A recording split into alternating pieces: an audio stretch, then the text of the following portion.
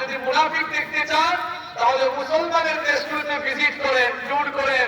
আপনি সেখানে গিয়ে দেখবেন মুসলমানের বেশ ধারণ করে কিছু লোকেরা ইসলামকে জবাই করে ইসলামটাকে দুনিয়া থেকে চিরতরে তারা একেবারে মুছে দেওয়ার চেষ্টা করছে।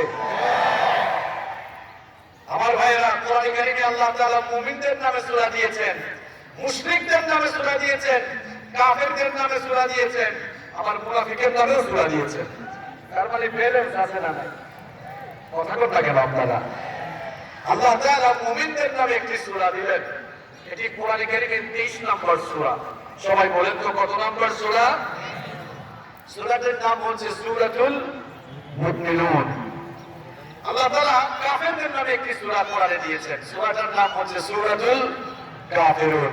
মুনাফিকদের নামে আল্লাহ একটি সূরা দিয়েছেন, সূরার নাম সূরাতুল মুনাফিকুন। দেখেন কাফেরদের নামে যে সূরা দিয়েছেন সূরা আল কাফিরুন, এই সূরাটা কয় পৃষ্ঠা বলেন তো?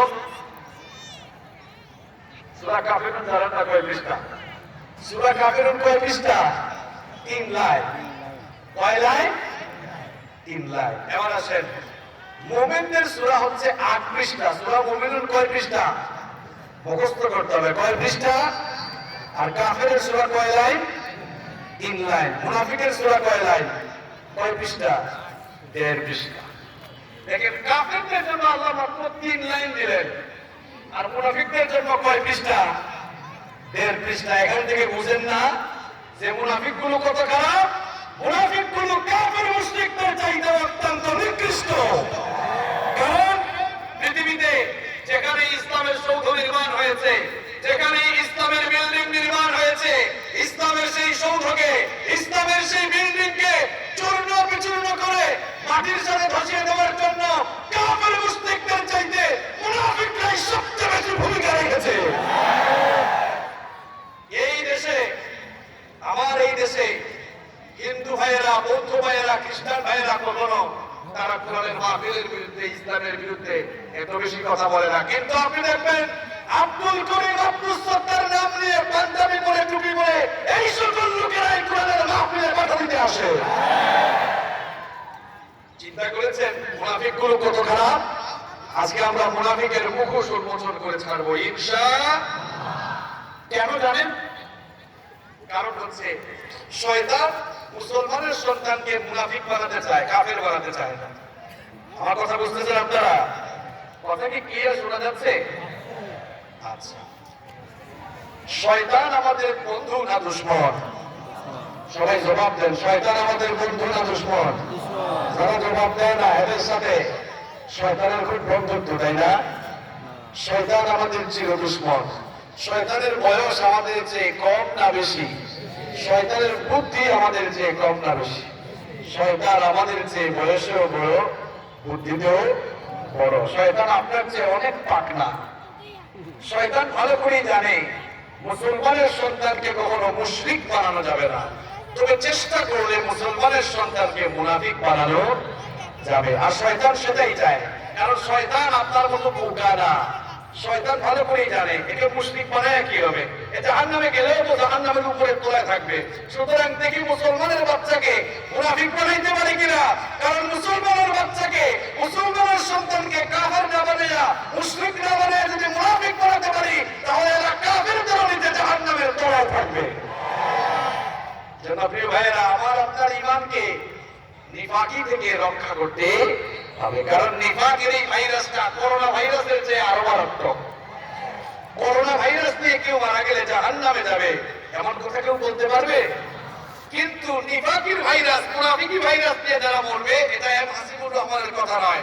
কোরআন কারীমে আল্লাহ তাআলা বলছেন, বাশশিরিল মুনাফিকিনা বিআন্না লাহুম আযাবান আলীমা। করোনা ভাইরাস নিয়ে মরলে জাহান্নামে যাবে কেউ, এমন কথা কোরআনে নাই। কিন্তু মুনাফিকি ভাইরাস দিয়ে মরলে সরাসরি জাহান্নামের তলায় যেতে হবে। কথাটা কার? তাহলে করোনা ভাইরাস বড় ভাইরাস নাকি মুনাফিকি আরো বড় ভাইরাস? মুনাফিকিটা আরো বড় ভাইরাস। তাহলে এই মুনাফিকি ভাইরাস থেকে আমাদের সকলকে বেঁচে থাকার দরকার আছে না নাই? বিশ্বনবী সাল্লাল্লাহু আলাইহি ওয়াসাল্লামের সাহাবীরা সব সময় এই নিফাক নামক ভাইরাস থেকে বেঁচে থাকার জন্য আপ্রাণ প্রচেষ্টার প্রয়াস চালাতেন। বিশ্বনবী সাল্লাল্লাহু আলাইহি ওয়াসাল্লামের সাহাবীরা মুনাফিকের ভাইরাসকে কতটা ভয় করেছেন, মুনাফিকের ভাইরাস থেকে নিজেকে রক্ষা করে তারা কিভাবে চলেছেন শুনেন। বিশ্বনবী সাল্লাল্লাহু আলাইহি ওয়াসাল্লামের প্রিয় সাহাবী সাইয়েদনা ওমর ইবনুল খাত্তাব রাদিয়াল্লাহু আনহু, তিনি তার শাসনামলে যখনই কোনো লোকের জানাজা আসতো, জানাজায় উপস্থিত হওয়ার আগে তিনি বলতেন, দেখো তো জানাজার মধ্যে আবু হুযায়ফা ইবনুল ইয়ামান এসে উপস্থিত হয়েছে কিনা। আবু হুযায়ফা ইবনুল ইয়ামান রাদিয়াল্লাহু আনহুকে সাহিবুস সিররুন নবী রাসূল করিম সাল্লাল্লাহু আলাইহি ওয়াসাল্লামের গোপন কথার ভান্ডার ঢাকা হতো, কারণ বিশ্ব নবী সাল্লাল্লাহু আলাইহি ওয়াসাল্লাম সব গোপন কথা আবু হুযায়ফা ইবনুল ইয়ামান রাদিয়াল্লাহু আনহুর সাথে শেয়ার করেছেন। এই জন্য ওমর ইবনুল খাত্তাব রাদিয়াল্লাহু আনহু ভালো করে জানতেন মুনাফিকের লিস্টে বিশ্বনবী সাল্লাল্লাহু আলাইহি ওয়াসাল্লাম আবু হুযায়ফা ইবনুল ইয়ামানের কাছে দিয়েছেন। সুতরাং মুনাফিক কোন লোকটা যদি, কোন লাশ যদি, কোন মৃত ব্যক্তি যদি মুনাফিক হয়, ওই জায়গায় সবাই আসবে, আবু হুযায়ফা আসবে না।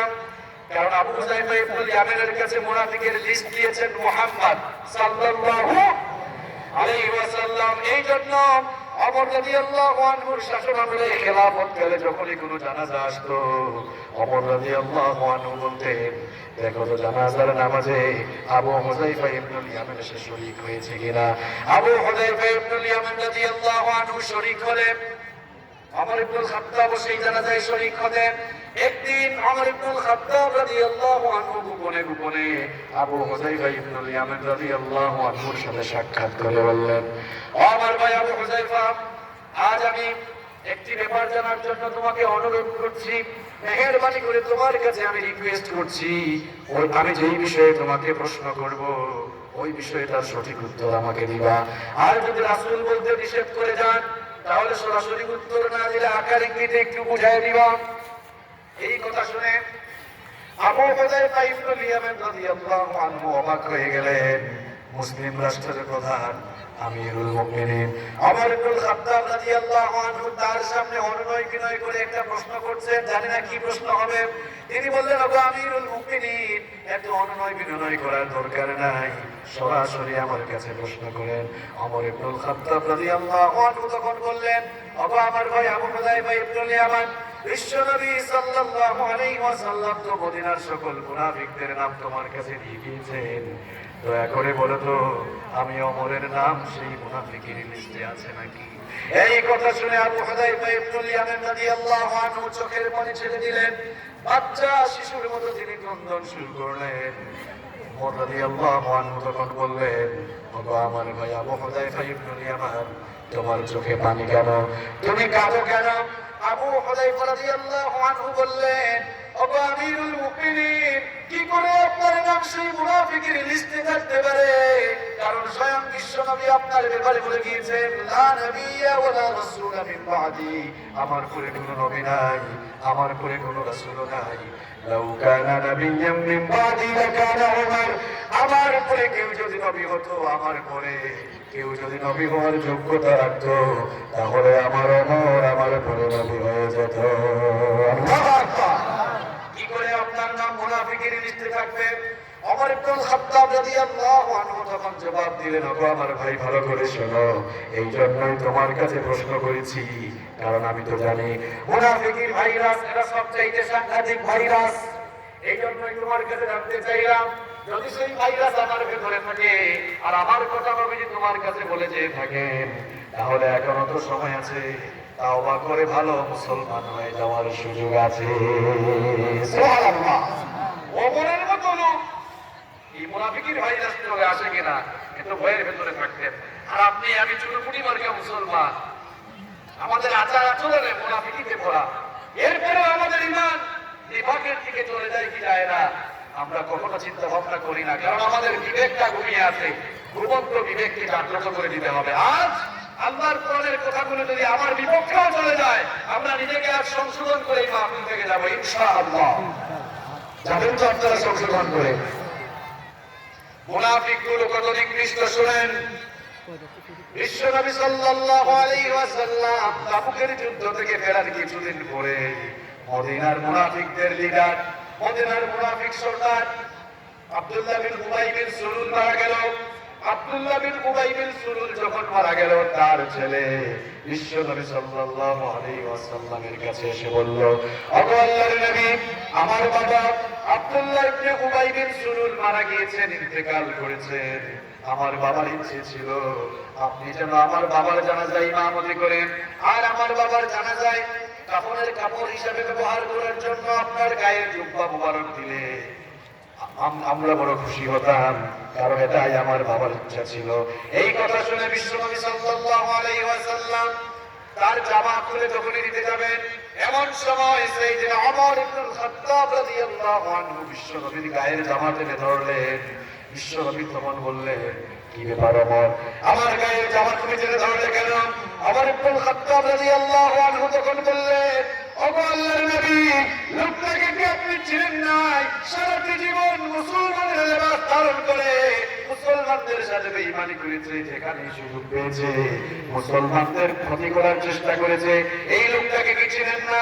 উহুদের ময়দান থেকে তার সৈন্য নিয়ে ভেগে গিয়েছে, সারা জীবন ইসলামের ক্ষতি করেছে। এই লোকটা তো মুনাফিক ছিল, সুতরাং তার জানাজার নামাজ ইমামতি করার জন্য যায়েন না।